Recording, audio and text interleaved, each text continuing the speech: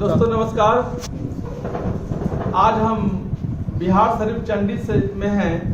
हमारे पास एक बेहतरीन रिजल्ट मिला है।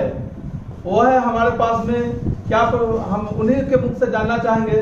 क्या नाम हुआ सर आपका? मेरा नाम सुरेंद्र पंडित हुआ। सुरेंद्र पंडित हुआ। कहाँ घर हुआ? घर मुर्दाली पोस्ट मोदापुर, थाना नगरनौसा, जिला जिला नालंदा। आपको क्या क्या दिक्कत थी पहले?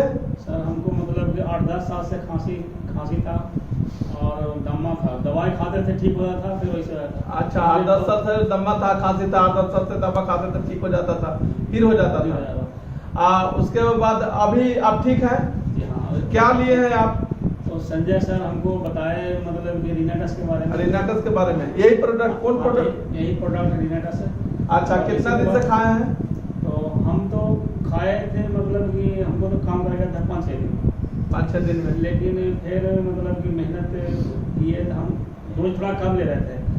शुरुआत की हमने एक गोली मतलब कि सवेरे अच्छा, गर्म पानी के साथ लिए। उसके बाद फिर हफ्ता दिन के बाद एक गोली सवेरे, एक गोली शाम की, 2 गोली। अब वही अभी तक ले रहे थे और ठीक है। बहुत बहुत धन्यवाद। इतना अगर कोई आदमी अस्थमा का मरीज हो, वो भी ठीक होना चाहता है, तो उसके लिए क्या संदेश देना चाहेंगे?